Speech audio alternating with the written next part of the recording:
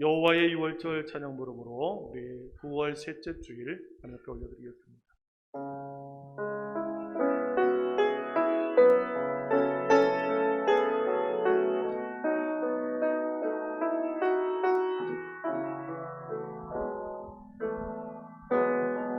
지극히 높은 주님의 낮은 성소로 들어갑니다. 세상의 짐을 벗고서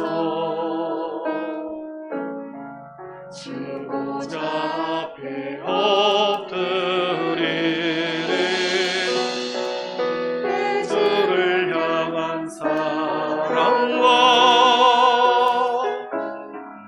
그 신뢰가 사그러져 갈 때 하늘로부터 이곳에 장막이 덮이네. 지극히 높은 주님의 지극히 높은 주님의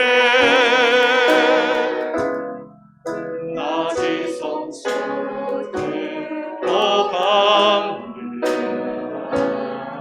세상의 짐을 벗고서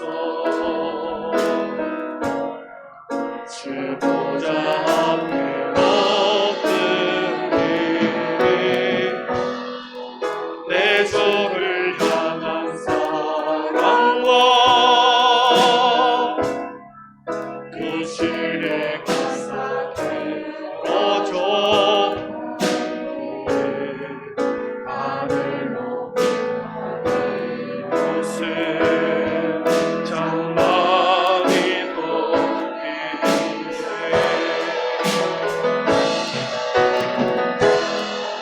이곳을 덮으소서. 이곳을 비추소서. 내 안에 무너졌던 모든 소망 다 회복하리니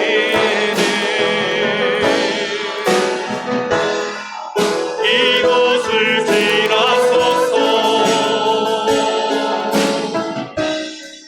이곳을 만지소서.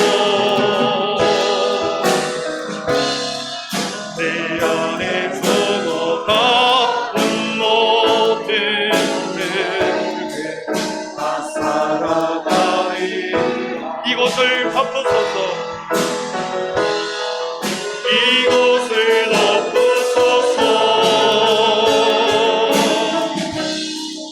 이곳을 비추소서.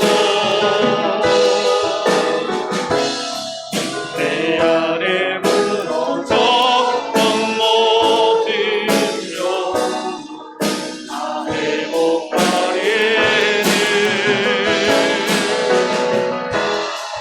이곳을 지나소서.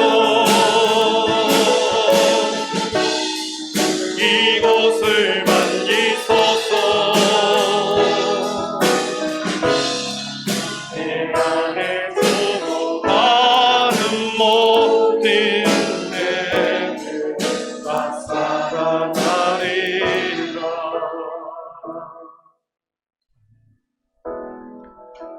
온 땅이여 여호와께 즐거운 찬송을 부를지어다. 기쁨으로 여호와를 섬기며 노래하면서 그의 앞에 나아갈지어다.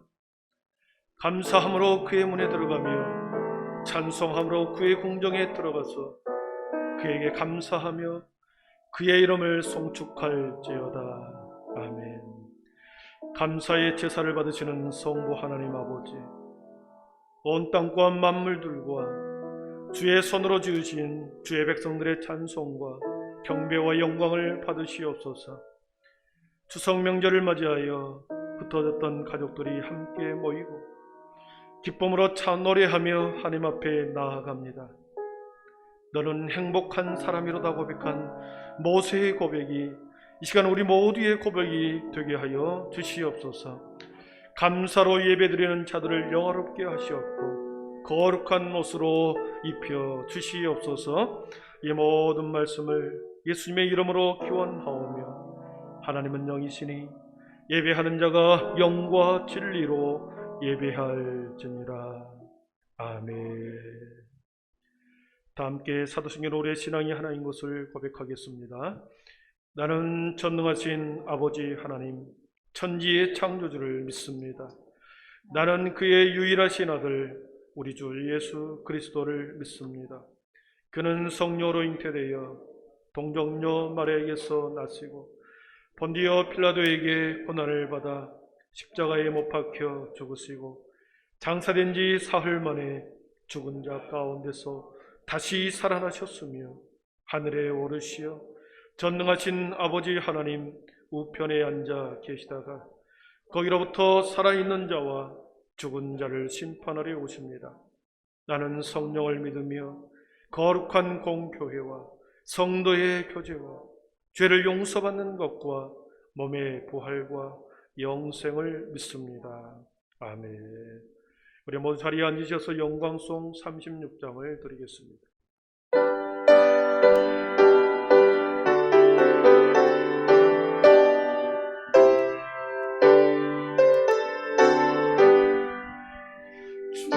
예수 이름 높이며 다 찬양하여라.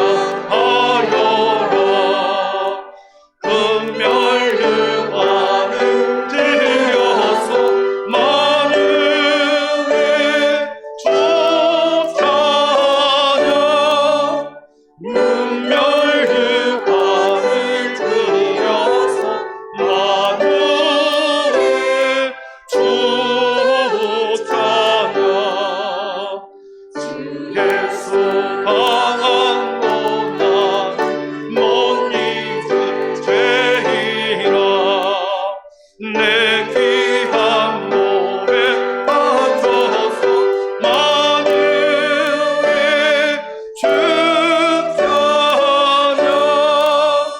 내 귀한 몸에 빠져서 만유의 주 이 지구 위에 떠난 온 세상 사람들 그 크신 이름 높여서 만유의 주 찬양. 그 크신 이름 높여서 만유의 주 찬양. 주 믿는 성도 다 함께 주 앞에 엎드려 무궁한 노래 불러서 만유의 주 찬양. 무궁한 노래 불러서 만유의 주 찬양.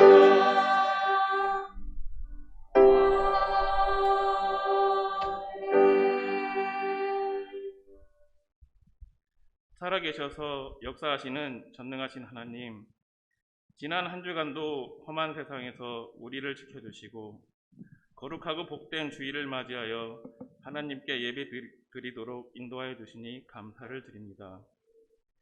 더위에 지치고 힘들었던 여름이 지나고 결실의 계절인 가을을 맞이하게 됨 같이 우리의 영혼도 힘든 시기를 지나 거듭남으로 구원의 결실을 맺도록 인도하여 주시는 주님, 감사와 찬양을 드립니다.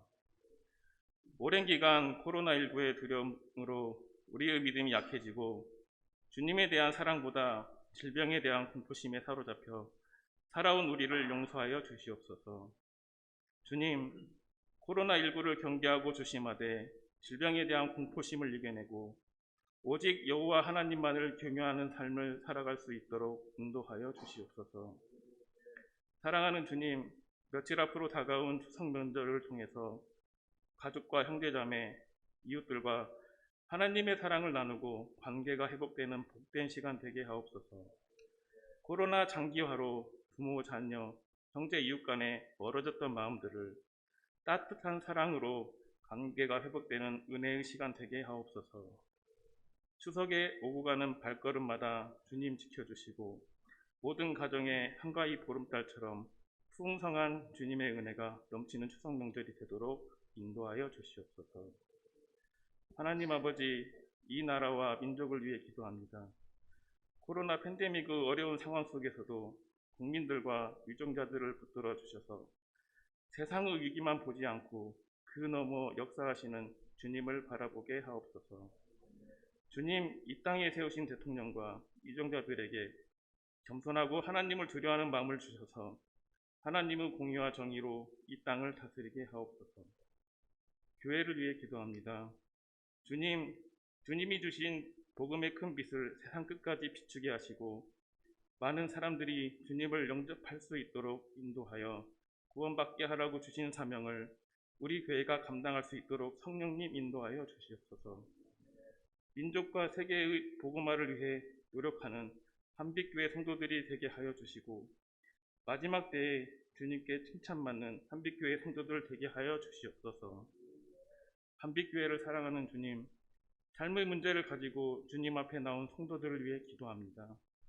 영과 육의 질병 문제, 가정과 자녀, 직장과 사업 문제에 이르기까지 간구하고 기도하는 모든 것들이 주님의 뜻에 따라 이루어지게 하옵소서. 이 시간 교회와 예배를 위하여 봉사하는 손길들을 주님 기억하여 주시고 귀하신 주님의 사랑 안에서 날마다 승리할 수 있도록 은혜로 더하여 주시옵소서. 목사님께서 주님의 말씀을 선포하실 때 저희 심령에 은혜의 말씀이 되도록 인도하여 주시옵소서. 귀한 말씀으로 늘 승리하는 역사가 있게 하여 주시옵소서. 이 시간 드려지는 찬양이 주님의 영광을 나타나게 하시고 성도들에게는 큰 은혜가 되게 하여 주시옵소서. 예수 그리스도의 이름으로 기도드립니다. 아멘.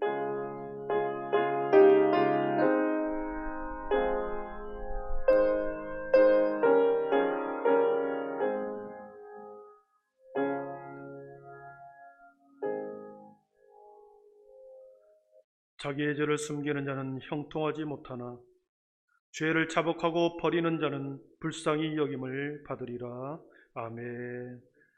봉헌찬양 216장 4절 부르시면서 준비한 예물 드리겠습니다.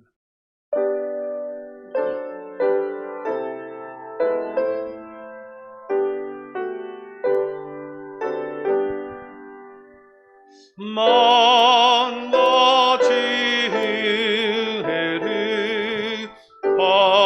받았으니 내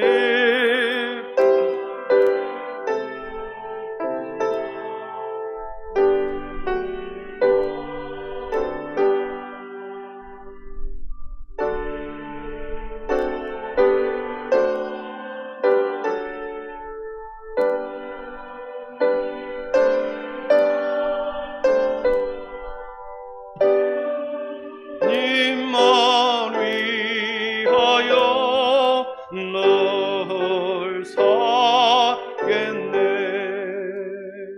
아멘.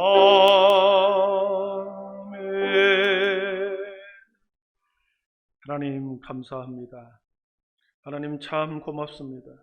지난 봄부터 수고의 땀을 흘리게 하시고 여름의 무더위와 병충해를 이겨내게 하시며 이 가을의 결실의 계절에 하나님 추석의 명절을 맞이게 하신 것 참으로 감사합니다. 돌아보면 모든 것이 하나님의 은혜였었고 하나님의 섭리 안에 있었음을 저희들이 고백합니다. 주님, 앞으로의 3개월도 우리의 모든 남은 인생도 주님의 능력의 손안에 하나님의 계획과 섭리 속에 있음을 믿고 주님 아버지의 두려움 없이 달려가는 우리의 삶과 인생이 되게 하여 주시옵소서. 사단 마귀는 끊임없이 못한다, 아버지 부정적인 것을 우리에게 심어주지만 성령님은 우리에게 할 수 있다, 늘 우리에게 셈과 소망을 주신 줄 믿사오니 성령님을 의지하여 삶의 자리에서 날마다 승리하는 우리의 모든 성도들이 되게 하여 주시옵소서. 여기에 우리의 지난날의 삶과 땀과 수고와 열심히 여기에 올려드립니다. 성령 하나님의 11조로 감사로 구제로 선교로 여러 가지 모양으로 주님 앞에 드리는 모든 성도들의 정성의 마음을 받으셔서 주님, 참으로 주님이 선한 곳에 사용되는 귀한 우리의 헌금이 되게 하여 주시옵소서. 오늘도 아버지 마당 뜰만 받고 돌아가는 자가 아니라 주님, 나를 향한 하나님의 음성을 듣고 돌아가 한 주간도 삶의 자리에서 승리의 삶을 살겠다 결단하며 떠나가는 우리 모든 성도들이 되게 하여 주시옵소서. 예수님의 이름으로 기도하옵나이다. 아멘.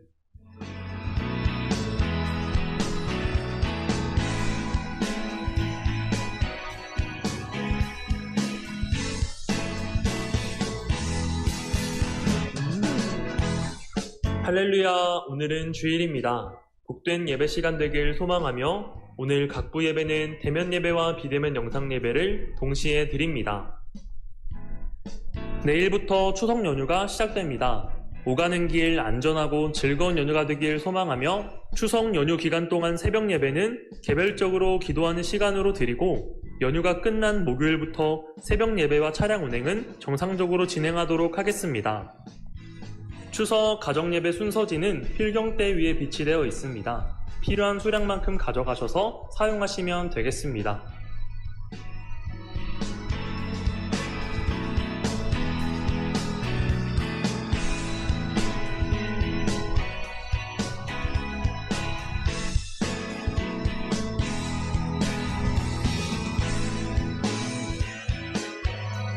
오늘 예배도 성부 하나님의 임재하심과 성자 하나님의 사랑하심, 성령 하나님의 주인 되심이 충만히 넘치는 귀한 예배가 되길 간절히 소망합니다.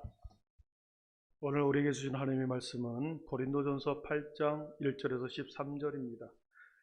고린도전서 8장 1절에서 13절 말씀 272쪽에 있습니다.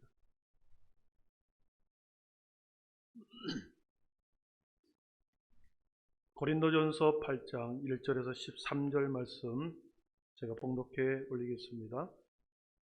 하나님의 말씀을 경청하십시오. 우상의 제물에 대하여는 우리가 다 지식이 있는 줄을 아나 지식은 교만하게 하며 사랑은 덕을 세우나니 만일 누구든지 무엇을 아는 줄로 생각하면 아직도 마땅히 알 것을 알지 못하는 것이요 또 누구든지 하나님을 사랑하면 그 사람은 하나님도 알아주시느니라.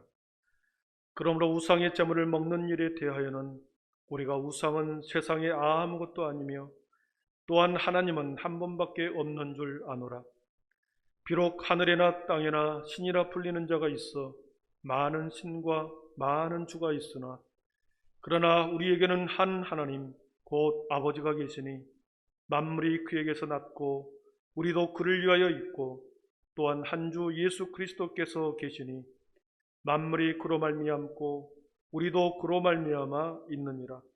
그러나 이 지식은 모든 사람에게 있는 것은 아니므로 어떤 이들은 지금까지 우상에 대한 습관이 있어 우상의 제물로 알고 먹는 거로 그들의 양심이 약하여지고 더러워지느니라. 음식은 우리를 하나님 앞에 내세우지 못하나니 우리가 먹지 않는다고 해서 더 못 사는 것도 아니고 먹는다고 해서 더 잘 사는 것도 아니니라. 그런즉 너희의 자유가 믿음이 약한 자들에게 걸려 넘어지게 하는 것이 되지 않도록 조심하라. 지식 있는 내가 우상의 집에 앉아 먹는 것을 누구든지 보면 그 믿음이 약한 자들의 양심이 담력을 얻어 우상의 제물을 먹게 되지 않겠느냐. 그러면 내 지식으로 그 믿음이 약한 자가 멸망하나니 그는 그리스도께서 위하여 죽으신 형제라. 이같이 너희가 형제에게 죄를 지어 그 약한 양심을 상하게 한 것이 곧 그리스도에게 죄를 짓는 것이니라. 그러므로 만일 음식이 내 형제를 실족하게 한다면 나는 영원히 고기를 먹지 아니하여 내 형제를 실족하지 않게 하리라. 아멘. 시간은 우리 민영옥 주의자님 하나님께 찬양 올려드리겠습니다.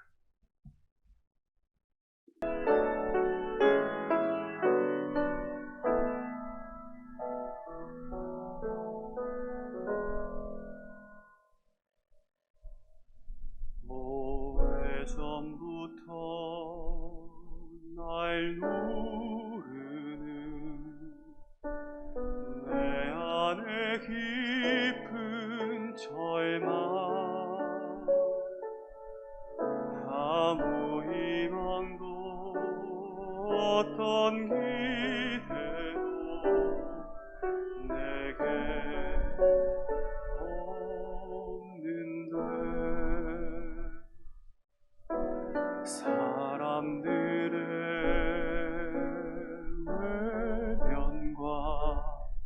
날 거절하는 눈빛,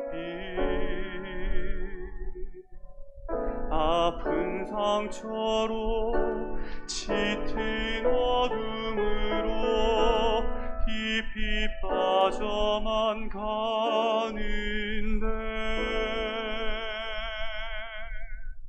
어디선가 내게 들리는 하나님 아들 주님 이야기, 그분이라면 그의 옷자락이라도 내 마지막 소망이니 주님을 만났네. 옷자락에서 전해지는 사랑, 내게 임한 주님의 능력, 날 부르는 아픔의 근원을 고치셨네. 날 바라보시네.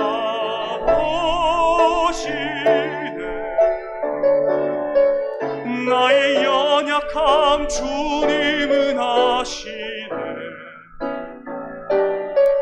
깊은 절망에서 날 자유케 하신 사랑, 나 찬양해.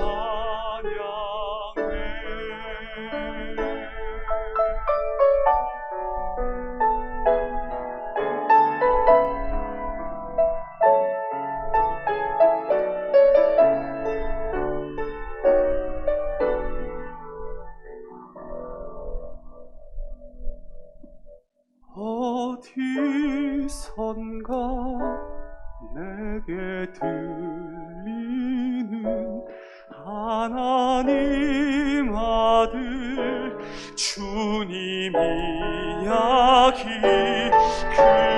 그분이라면 그의 옷자락이라도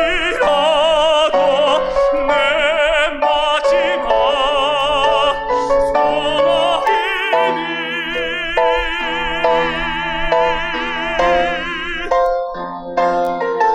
주님을 만났네.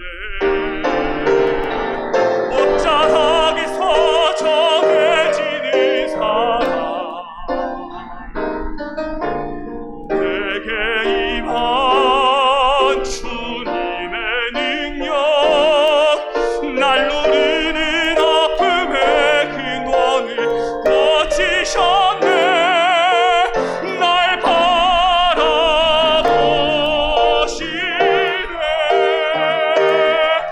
나의 연약함 주님은 아시네. 깊은 절망에서 날 자유케 하신 사랑, 나 찬양해. 깊은 절망에서 날 자유케 하신 사랑,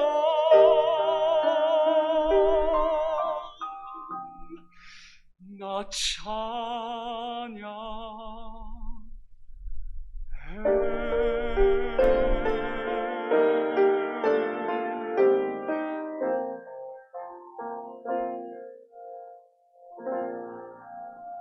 아멘. 영광의 박수 올려드리겠습니다. 예, 큰 은혜 받았습니다. 네, 감사합니다. 물론 또 말씀을 듣기 전에 오랜만에 뵙는 분 계시고 멀리서 또 우리 교회에 오신 또 가족들이 있습니다. 서로 마주보고 행복한 추석 연휴 되십시오 인사하겠습니다. 행복하고 기쁜 추석 연휴 되십시오 인사하겠습니다. 믿음, 소망, 사랑의 빛이 있으라. 네, 추석 명절의 연휴 기간 우리 성도님들 코로나 확산되지 않도록 이동과 만남 때 방역 수칙을 잘 지켜서 우리 함께 위기를 극복할 수 있기를 바랍니다. 위드 코로나라고 코로나와 함께 사는 날이 이제 빨리 와야 합니다. 그 바이러스가 사라지지 않고 우리가 이제 함께 바이러스와 살아가는 위드 코로나 시대, 빨리 그날이 와서 모든 일상이 우리 정상적으로 돌아오기를 위해서 우리가 방역 수칙을 잘 지키고 우리 다음 주에 만날 때는 행복한 모습으로, 기쁜 모습으로 우리 만날 수 있기를 바랍니다. 오늘 본문 말씀은 추석이나 설날, 명절 때 우리들이 갈등하는 문제입니다. 제사를 지내고 문중에 제사를 지낼 때 우리들이 그 제사 끝난 후에 먹을 제사의 음식 문제, 믿음의 성도라고 하면은 이것을 먹어야 되냐 말아야 되냐 많은 갈등이 있을 것입니다. 그래서 한번 짚고 넘어가야 되겠다 싶어서 우리 그리스도인들의 태도, 그리스도인의 이 제사의 음식을 먹는 태도, 그리고 음주의 문제에 대해서 한번 살펴보도록 하겠습니다. 오랜 유교적인 그러한 사상과 바탕 속에 우리 민족은 한 500년, 600년 이씨 조선을 보내왔죠. 그런 후에 그 밑바탕 위에 제사를 드리는 것은 깊은 뿌리 깊은 우리의 사상과 종교의 관념 속에, 관습 속에 자리 잡았습니다. 즐겁고 행복해야 할 연휴 기간에 종교의 문제로 가족들이 만나서 오랜만에 만났는데 힘들어하고 또 그렇게 마음이 상하는 일이 벌어집니다. 예수 믿는 사람 때문에 음식을 놔두고 삐죽삐죽거리고 그냥 모양새 없게 이렇게 계속 분위기 파악하지 못하고 그렇게 있다가 서로 마음이 상해지는 경우가 있습니다. 오늘 잠시 그리스도인이 제사와 각종 모임, 행사에 있어서 제사의 음식을 먹는 문제와 음주의 문제, 이 두 가지 그것을 함께 살펴보도록 하겠습니다. 복음과 우리의 전통과는 반드시 많은 충돌이 일어납니다. 우리가 알다시피 초창기에 선교사님들이 성경의 복음을 우리에게 전해줄 때 가장 우리나라 사람이 경계했던 것이 뭐겠습니까? 가장 우리 큰 문제와 경계의 눈초리로 바라봤던 것은 조상들에게 제사 지내지 않는다, 그거죠. 그리고 축첩의 문제였습니다. 양반들이 여러 명의 첩들을 거느리고 이렇게 사는 것입니다. 선교사들이 바라볼 때는 자신들의 관점과 신앙의 관점에서 볼 때 모두가 평등한데 그러한 불합리한 삶을 살아가는 것을 우리가 보았죠. 또한 선교사님들이 집집마다 돌아다니면서 보았던데 집집마다 술독이 다 하나씩 있는 겁니다. 농한기 때 되면 술을 담가 먹음으로 온 동네에 술이 익는 그 냄새가 가득했다 그랬습니다. 음주의 문제입니다. 농한기 때 할 일이 없으니 긴 곰방대를 가지고 걸쳐 담배를 계속 말아 피우는 겁니다. 그리고 따뜻한 방 안에 앉아서 노름하는 것. 제사의 문제, 축첩의 문제, 음주의 문제, 걸초의 문제, 그리고 노름의 문제, 이것이 우리들의 고정관념이었고 우리의 삶의 습관이었습니다. 그러나 하나님의 복음이 이 땅 가운데 들어왔을 때 충돌하게 되죠. 새로운 복음이 이식되고 새로운 복음이 우리 이 나라에 정착되기 위해서는 토착화되는 과정에서 이러한 갈등들이 많이 있었습니다. 성경 말씀과 상치하다 보니 반발이 일어났고 핍박이 일어났고 순교들이 일어났죠. 다양한 종교들이, 다양한 가치관들이 이 땅에는 많이 있습니다. 성경에도 많은 종교들이 있다는 것을 상정합니다. 오늘 5절 말씀을 한번 보겠습니다. 5절에 보면 그런 표현이 나옵니다. 비록 하늘에나 땅에나 신이라 불리는 자가 있어 많은 신과 많은 주가 있으나 그랬습니다. 하늘과 땅, 신이라 불리는 것들이 많이 있고 많은 신들이 있고 그리고 많은 사람들이 자신의 주님으로 모시는, 주로 모시는 신들이 있다는 거죠. 다양한 종교들, 그래서 다양한 종교들이 나오게 된 겁니다.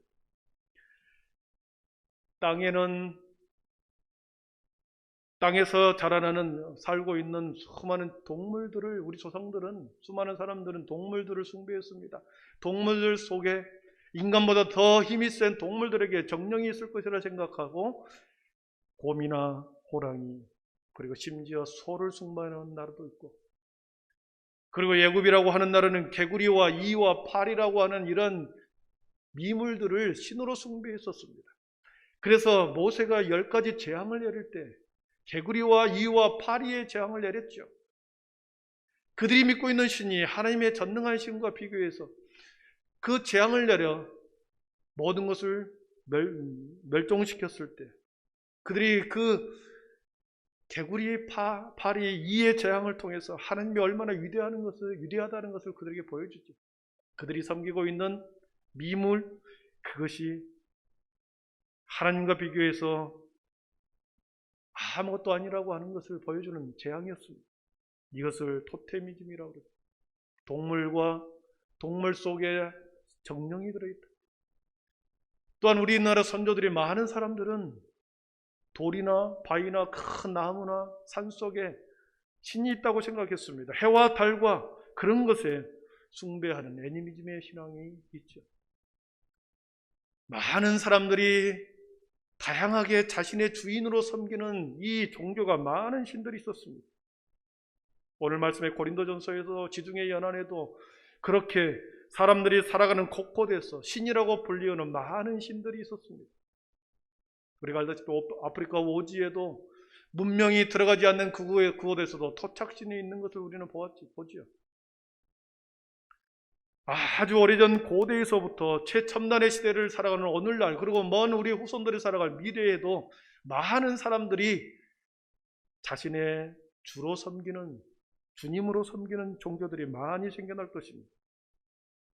지구상 구석구석에서 다양한 종교 형태가 만들어지고 그 다양한 종교적 신념과 믿음 속에 많은 사람들은 자신의 신으로 자신의 종교를 만들어가고 있습니다. 이번에 추석을 맞아요. 형제들이 한자리에 모일 것입니다. 형제들이 많은 가족은 그 많은 가족들이 있는 가정에서 하나님을 다 섬기는 가족이다. 형제 자매라고 한다면 얼마나 좋겠습니까?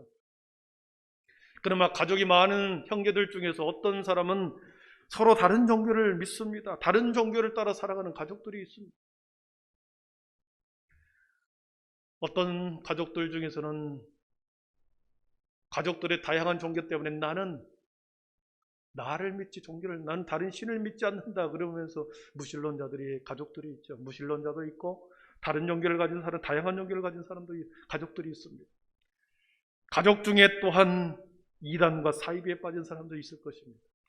그런 다양한 가족의 구성원들이 추석의 연휴에 어떤 모임에 한 자리에 모이게 되면 어떻습니까? 미묘한 갈등이 있죠. 분위기가 매우 미묘한 분위기가 흐릅니다. 서로 눈치를 보면서 서로의 흠을 발견하려고 하고 자신들이 믿는 신의 우월성을 주장하기 위해 논쟁하기도 합니다. 저와 여러분이 고백하는 하나님은 어떤 하나님인가 6절에 표현되어 있습니다. 5절에는 많은 종교와 많은 신들이 있다 말해놓고 6절 우리 한번 같이 읽어봅니다. 그러나 우리에게는 한 하나님 곧 아버지가 계시니 만물이 그에게서 났고 우리도 그를 위하여 있고 또한 한 주 예수 그리스도께서 계시니 만물이 그로 말미암고 우리도 그로 말미암아 있느니라. 아멘. 저와 여러분이 믿는 만물을 창조하시는 한 아버지, 한 하나님을 우리는 믿는다. 한 하나님 아버지를 모시고 우리는 살아가죠. 이 땅의 많은 만물들이 하나님의 말씀으로 창조되었다는 것을 우리는 믿고 그 하나님을 우리의 주님으로 모시고 그 주님이 창조의 하나님이 함께 하셨던 그 예수 그리스도를 우리의 주로 모시고 살아가는 사람들이죠. 가족들 중에 많은 신들 중에 하나의 신을 믿고 있는 가족이 있는가 하면 저와 여러분들처럼 하나님을 유일한 하나님으로 믿고 살아가는 저와 여러분들이 있죠. 반드시 갈등하게 되어 있습니다. 반드시 부딪히게 되어 있습니다. 충돌하게 되어 있고 영적 대결이 일어날 수밖에 없죠. 다양한 종교와 삶의 형태의 가족의 구성원들을 보면서 그 자리에서 여러분과 제가 어떤 그리스도의 태도를 가져야 하는가, 어떤 태도를 가져야 하는가, 오늘 본문은 그것을 말씀하고 있습니다. 두 가지를 보겠습니다. 제사상에 차려진 음식을 먹어야 되냐 말아야 되냐, 당장 추석이 되냐, 제사상 제사를 지내고 나고 거기에 절을 하고 그리고 난 후에 제사가 다 끝난 후에 물지고 난 후에 그 음식을 내가 그대로 먹어야 되냐 말아야 되냐, 이런 문제가 생깁니다. 당장 갈등이 있죠. 오늘 말씀에도 고린도 성도들이 우상의 제물을 우리들이 먹어야 됩니까 말아야 됩니까? 바울 사도에게 지금 질문하고 있습니다. 거기에 대한 답이 오늘 본문이죠.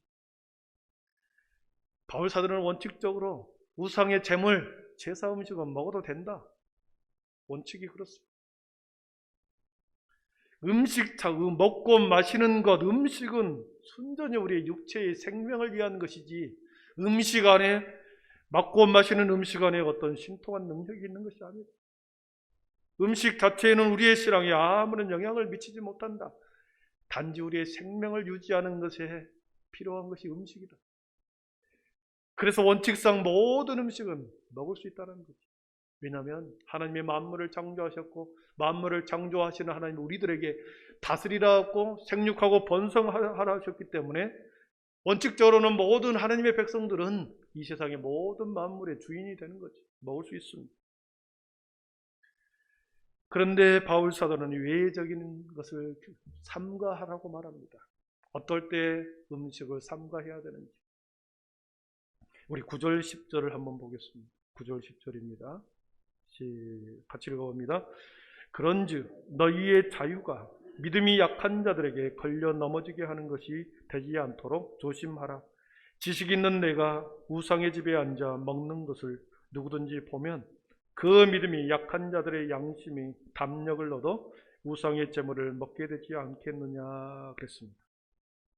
믿음이 있는 사람, 지식 있는 사람, 하나님에 대한 온전한 믿음이 있는 사람은 음식을, 제사의 음식이든 우상의 제물이든 믿음으로 먹는 것입니다. 그리고 흔들림이 없는 거죠. 왜냐하면 내 속에 믿음이 있기 때문에, 이 세상의 모든 것이 하나님으로부터 왔다는 것은 믿음이 있기 때문에 먹는 데서는 아무런 거리낌이 없죠. 그런데 내가 우상의 집에서 먹고 있는 그 모습을 다른 연약한 자가, 다른 이웃의 형제들이, 그리고 믿음이 연약한 자들이 나의 모습을 보고 그들도 똑같이 믿음이 없는 그들이 우상의 집에 와서 함께 제사를 드리고 거기에 있는 음식을 먹어버릴 수 있다는 거죠. 그들이 담력을 얻어서 바울도 저렇게 하니 나도 해야 되겠다, 그런 마음이 들을 수 있다는 거지. 나의 행동 하나로 인하여 연약한 자들이, 연약한 지체들이 거치는 것이 되고, 그리고 그들의 영혼 속에 실족할 가능성이 혹시나 있다고 한다면 나는 삼가겠다라는 것입니다. 그러면서 바울 사도는 자신이 13절에서 결단을 내립니다. 13절 보면 그러므로 만일 음식이 내 형제를 실족하게 한다면 나는 영원히 고기를 먹지 아니하여 내 형제를 실족하지 않게 하리라 그랬습니다. 내가 우상의 집에서 먹을 권리도 있고, 내가 모든 음식을 주님으로부터 받았기 때문에 모든 것을 행할 수 있는 자유를 갖고 있고 권리를 가지고 있지만, 혹시나 형제들 중에, 연약한 지체들 중에 시험당하고 그들에게 빌미를 제공할 그런 행동을 하게 된다면 나는 삼가겠다, 나는 먹지 않겠다, 나는 영원히 고기를 먹지 않겠다. 여러분, 성숙한 그리스도인은 내가 나의 자유를, 나의 지식을 자신을 위해서 사용하거나 나의 자유를 자신을 위해서 사용하지 않습니다. 성숙한 그리스도인들은 반드시 연약한 지체들의 마음과 형편을 살핍니다. 그리고 그들이 절제하도록 우리의 행동을 통하여 온전한 지식과 진정한 자유를 이룰 수 있도록 그들을 돕는 것이 성숙한 신앙인들입니다. 바울 자신은 얼마든지 세상의 모든 음식을 먹을 수 있습니다. 모든 것을 먹을 수 있으나 그는 자신의 자유와 자신의 권리를, 혹시나 연약한 지체가 나로 인하여 죄를 짓게 된다고 한다면 나는 기꺼이 포기하겠다, 나는 기꺼이 남용하지 않겠다, 그렇게 우리에게 요청합니다. 사랑하는 성도 여러분, 우리는 입술로 많은 사람을 정죄합니다. 많은 사람들을 아프게 하죠. 많은 사람들을 앞에서 직설적으로 표현해서 아프게 합니다. 상처를 줍니다. 죄를 짓게 합니다. 뒤에서도 몰래 숨어서 쑥닥쑥닥 우리가 사람들의 마음을 아프게 하죠. 옆에서도 계속 찌르면서 말을 하죠. 말로 직접적으로 하는 경우가 있는가 하면 행동으로 다른 사람을 아프게 하고 죄를 짓게 하는 경우도 많습니다. 여러분, 교회에 나오면, 교회 성전에 오면 10번을 부딪혀도 10번을 봐도 서로 인사하십시오. 앞에서 오면 돼. 앞에서 뻔히 앞에서 걸어오는데 눈을 회피하고 그 행동 하나가 그 상대방에 대해서 얼마나 마음의 상처를 입겠습니까? 바울 사도는 형제들로 하여금 혹시나 실족하는 그러한 경우가 있지 않겠는가? 내 행동으로 인하여 다른 사람의 죄를 짓도록 하는 빌미를 준다고 한다면 나는 기꺼이 나의 모든 자유와 권리를 포기하겠다. 성숙한 그리스도인의 자세는 삼가하겠다라는 거죠. 여러분, 제사 음식은 원칙적으로 먹어도 됩니다. 그러나 내가 함부로 먹는 것에 있어서 우리 가족 중에 믿지 않는 사람이 있거나 이제 막 신앙생활하는 사람이 있는데 나의 모습을 보고 그대로 따라한다. 그대로 그들에게 영향을 미쳐 죄를 짓게 했다. 그러면 그 죄가 그 사람뿐만 아니라 나도 그리스도에게 죄를 짓는 것이다 그랬습니다. 12절에 보면 이같이 너희가 형제에게 죄를 지어 그 약한 양심을 상하게 하는 것이 곧 그리스도에게 죄를 짓는 것이다. 여러분의 자유와 권리는 마음대로 사용할 수 있는 것이 아니라 연약한 지체를 위하여 때로는 포기하고 때로는 우리의 자유와 권리를 우리는 때로는 남용하지 않아야 합니다. 그래서 이 연약한 지체를 세우는 데에 우리를 그 옆에 세워둔 것입니다. 두 번째로 음주의 문제입니다. 설날, 구정 때, 추석 때 사람이 만나면 반드시 술을 권하게 되어 있습니다. 여러분, 한국 사회에서의 음주 문화는, 술을 먹는 문제는 친숙도를 높여준다고 생각합니다. 동료의식을 강하게 해준다고 생각합니다. 가족애를 끈끈하게 해준다고 생각합니다. 술을 먹음으로 인해서. 그래서 명절날 오랜만에 만난 형제들, 자매들, 친지들을 만나면 술을 권하죠. 또한 누군가의 상을 당해서 상갓집에 가면은 사람들이 모여서 술을 먹습니다. 동창회 오랜만에 가서 만나면 또 동창들이 술을 권합니다. 회사에서 회식의 자리에서 또한 음주를 권하죠. 설날이 됐던 어떤 모임이 됐던 어떤 곳에서 이렇게 음주 문화는 계속해서 한국 사회의 친숙한 문화였습니다. 요즘 여성들의 음주 문화가 매우 심각합니다. 우리 대학로에 보면 밤에 새벽에 일어나 보면 우리 흐느적거리는 사람을 보면 전부 다 여자입니다. 그리고 청소년들의 음주 문화가 더 심각하게 지금 진행되고 있습니다. 최근 청소년 보호위원회에서 청소년 음주 실태 조사를 조사해 보았습니다. 14살부터 19살까지 한 번이라도 음주를 해본 경험이 있느냐 물어봤습니다. 74.1%가 술을 마신 경험이 있다고 그랬습니다. 술을 마신 이유는 호기심이 52.4%다 그랬고 어른들이 권유해서 22.7%나 됩니다. 친구들이 권유로 10.7%로 술을 마시게 되었다 했습니다. 호기심과 심지어 가족들이 권유해서 우리의 청소년들이 술을 먹게 됩니다. 여러분, 술에 대한 병리적 현상이나 경제적 손실이 엄청 많다는 것을 우리는 알고 있습니다.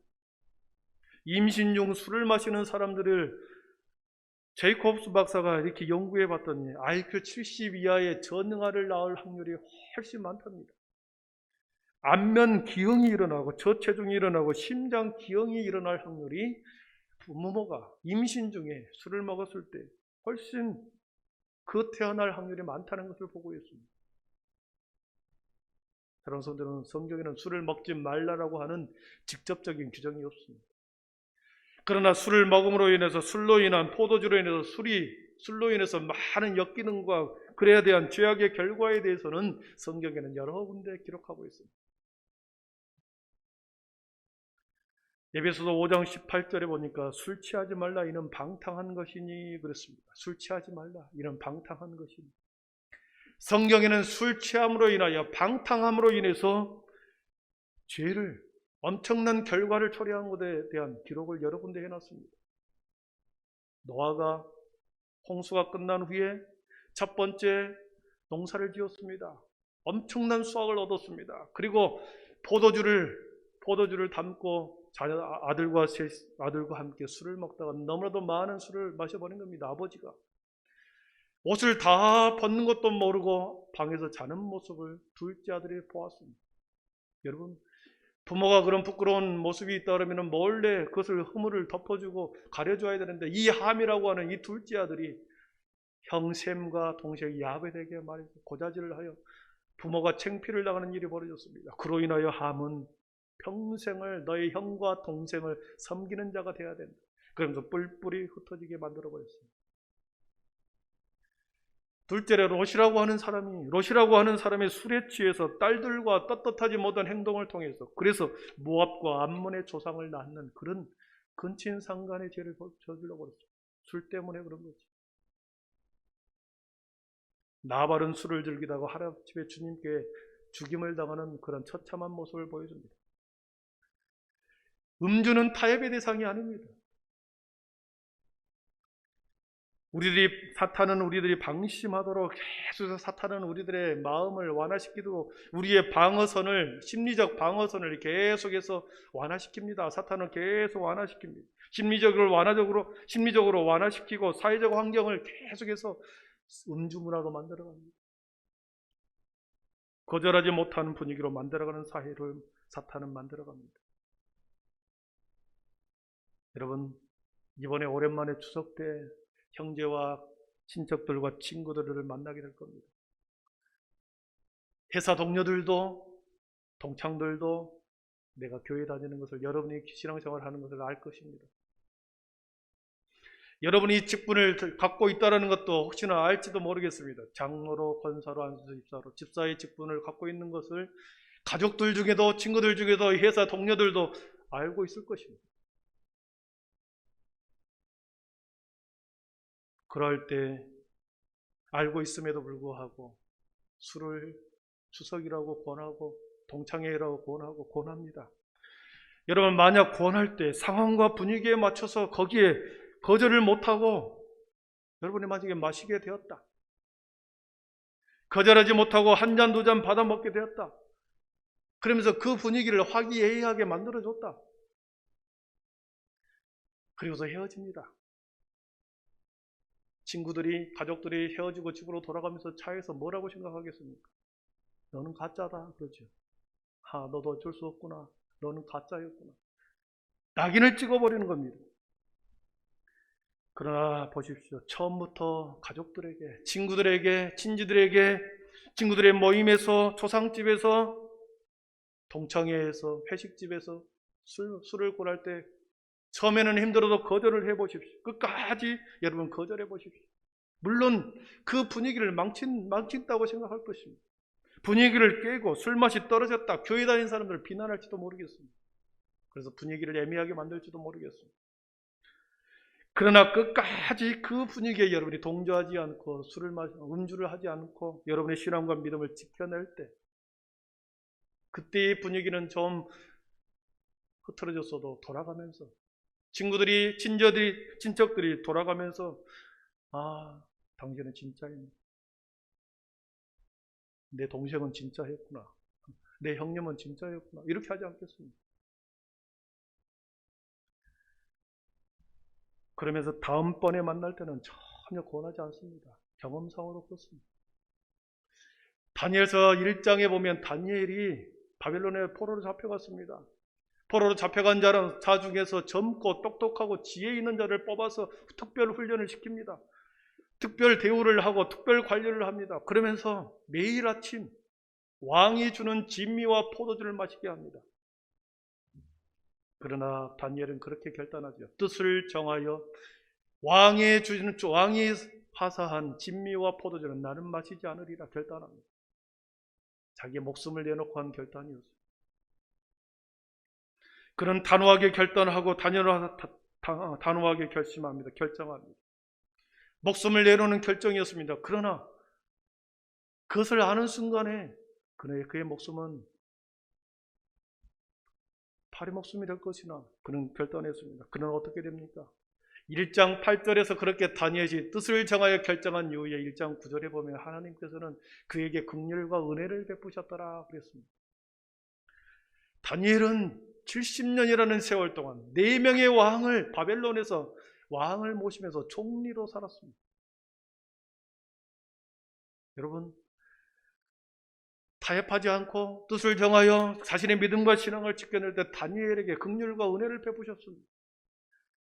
우리가 어떤 분위기를 살리기 위해서, 분위기에 동조하기 위해서, 분위기를 깨트리지 않기 위해서 우리가 어떤 경우에 술이든 어떤 것이든 여러분의 마음속에 꺼리낌이 있다고 한다면 그것을 하지 않을 때 당장은 내가 그 분위기를 깬 것 같고 나에게 지탄이 오는 것 같지만 사람들이 돌아서면 진짜라고 말할 수 있는 겁니다. 인정하는 겁니다. 모든 그리스도인의 태도는 어떠해야 되는가? 모든 성도의 그리스도의 태도는 마지막으로 어떻게 해야 되는가? 오늘 말씀해 보니까 사랑으로 덕을 세우라고 말합니다. 우리 1절과 2절을 한번 같이 읽어봅니다. 1절과 2절을 하고 말씀을 정리하도록 하겠습니다. 우리 1절과 2절 같이 읽어봅니다. 우상의 제물에 대하여는 우리가 다 지식이 있는 줄을 아나 지식은 교만하게 하며 사랑은 덕을 세우다니 만일 누구든지 하는 것이요. 네, 그렇습니다.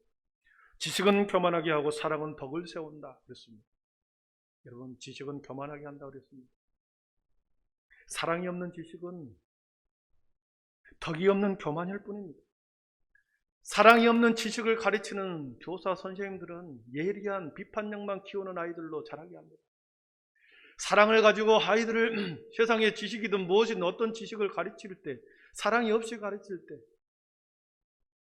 예리한 비판력 칼날만 그들의 영혼 속에 심어져서 수많은 사람을 찌르는, 도려내는, 그런 비판하는 그런 사람을 만들어내는 거죠. 그리스도인의 태도에 매우 중요한 신앙적 원리가 그렇습니다. 사랑은 덕을 세우고 지식은 교만하게 한다. 모든 것의 바탕은, 모든 것의 밑바탕은 사랑이 되어야 합니다. 여러분 믿습니까? 교회를 섬기는 것도 사랑으로 교회를 섬겨야 되는 거죠. 여러분 사랑으로 교회를 섬겨보십시오. 다른 사람 눈치를 보지 말고 교회를 사랑으로 교회를 섬겨보십시오. 다른 사람을 섬기고 돕는 것도 사랑이 밑바탕이 되어서 섬겨보십시오. 그 사람이 마음속에 주님의 사랑이 심겨질 뿐만 아니라 내 속에도 내가 섬겼던 그 사랑을 내가 다시 받게 되는 겁니다. 사랑으로 우리가 예배해 보십시오. 사랑으로 다른 사람을 간절히 중보해 보십시오. 그 기도와 그 예배가 여러분에게 다시 중보기도로, 다시 거룩한 예배로 여러분을 다시 살려냅니다. 여러분, 사랑에 빠진 구제, 다른 사람에게 구제하고 섬기는 것, 사랑이 빠져버린 구제를 뭐라고 말하는지 아십니까? 사랑이 없는 구제, 사랑에 빠져버린 섬김, 적선입니다. 적선. 그냥 주는 겁니다. 사랑이 빠져버린 봉사, 교회 안에서 사랑이 빠져버린 봉사는 뭐라고 그러겠습니까? 사랑이 빠져버린 봉사, 사랑이 빠져버린 봉사. 여러분, 이것은 개인 사업, 자선 사업에 불과합니다. 자선 사업. 사랑이 빠져버린 지식은 앞에서 말했듯이 예리한 비판력만 키우는 아이로 자라가게 합니다. 사랑은 모든 것에서 사랑이 바탕이 되어야 됩니다. 사랑은 덕을 세운다고 그랬습니다. 여러분 보십시오. 귀신들도 예수님이 하나님의 아들인 것을 알았습니다. 예수님이 자기 앞에 나타나는 것을 보고 나에게 오지 마십시오. 나에게서 떠나가십시오. 당신은 거룩한 하나님의 아들입니다. 귀신도 예수님을 하나님의 아들로 알았습니다. 귀신은 예수님을 사랑하지 않죠. 그렇기 때문에 예수님은 사탄은 그 자신의 지식을 가지고 예수님을 계속 괴롭히는 겁니다. 사랑에 빠져버린 지식을 가지고 예수를 계속 대적하는 거죠. 사랑하는 성도는 참된 지식은 사람을 겸손하게 합니다. 여러분 2절을 다시 한번 보면 만일 누구든지 무엇을 아는 줄로 생각하면 아직도 마땅히 알 것을 알지 못하는 것이요. 누구든지 무엇을 아는 줄로 우쭐거린다고 한다면 너는 아무것도 실은 모르는 사람이다. 소크라테스도 그렇죠. 내가 아는 것은 하나도 없다는 그 사실 하나다. 그거죠. 참된 지식을 소유한 자는 교만하지 않습니다. 참된 지식이 뭡니까? 예수 그리스도의 사랑이죠. 예수 그리스도의 사랑이 참된 지식입니다. 참된 지식을 갖고 있는 사람은 교만하지 않습니다. 사랑은 덕을 세워줍니다. 그래서 고린도전서 13장 8절에서 사랑에 대해서 이렇게 정의합니다. 우리 같이 읽어보겠습니다. 사랑은 언제까지나 떨어지지 아니하되 예언도 패하고 방언도 그치고 지식도 패하리라. 우리는 부분적으로 알고 부분적으로 예언하니 온전한 것이 올 때에는 부분적으로 하던 것이 패하리라. 사랑은 예언도 방언도 지식도 다 패하고 부분적인 모든 것을 패한다 했습니다.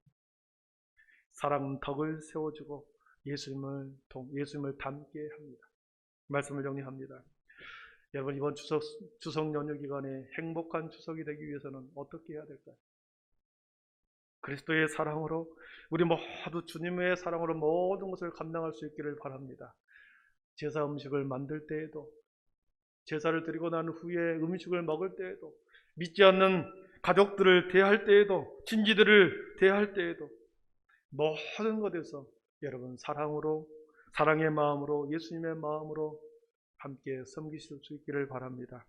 여러분의 그 사랑의 수고와 섬김은 친지들의 마음속에, 다른 사람들의 마음속에 그들의 마음에 덕을 쌓는 것이요, 궁극적으로 하나님 앞에 하늘의 덕을 쌓는 그러한 은혜인 줄 믿습니다. 우리 안에 그리스도의 사랑으로 온 가족을 하나로 묶어내고 편견과 부분적인 모든 것을 폐하여 우리 함께 사랑의 수고를 다함으로 여러분 덕을 쌓고 돌아오는 귀한 추석 연휴가 되기를 축복합니다. 기도하겠습니다. 사랑의 하나님 감사합니다. 말씀이 이 민족과 함께 부딪혔습니다. 이 민족의 수많은 간섭과 관행과 유교적인 사상과 하나님의 말씀이 부딪혔습니다. 부딪혀 왔을 때 주님 아버지 하나님이여, 우리의 믿음, 이 세상의 모든 것의 주관자 되신 하나님이심을 저희들이 온전히 고백할 때 그 하나님의 사랑으로 모든 것을 품어낼 수 있는 그 하나님의 사랑을 우리에게 보여주었습니다. 하나님, 이번 추석 연휴를 통하여 우리가 만나는 모든 사람들에게 사랑의 수고를 다하고 사랑의 섬김을 다함으로 그들의 마음속에 하나님의 사랑의 덕을 세우고 오게 하여 주시고, 사랑을 베풀고 사랑으로 그들을 수고의 시간을 다 보낼 때 결국 그들의 마음과 하나님 앞에 하늘의 덕을 쌓는 것을 깨닫고, 하나님, 믿지 않는 사람들, 또 믿지 않는 형제들, 또 연약한 지체들을 향하여 기꺼이 사랑의 수고를 다하는 우리 모두가 되게 하여 주셔서 진정한 참된 지식을 소유하는 우리 모두가 되게 하여 주시옵소서. 예수님의 이름으로 기도드립니다. 아멘. 우리 모두 자리에 일어나셔서 아름다운 사랑을 나눠요. 주님의 사랑을 나누겠습니다.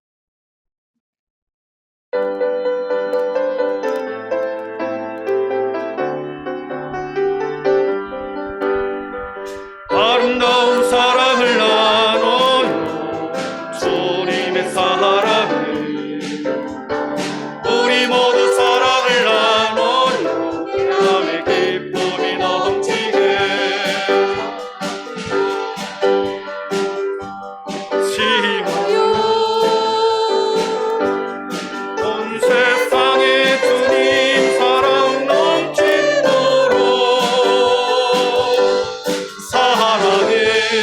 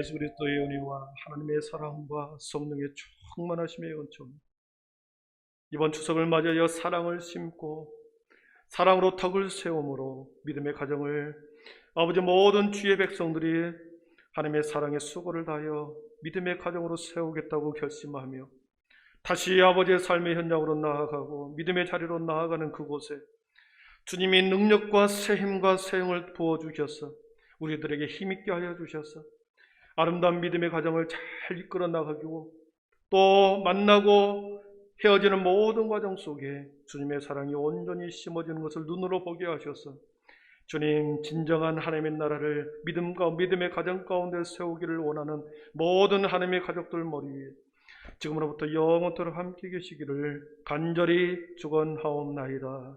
아멘.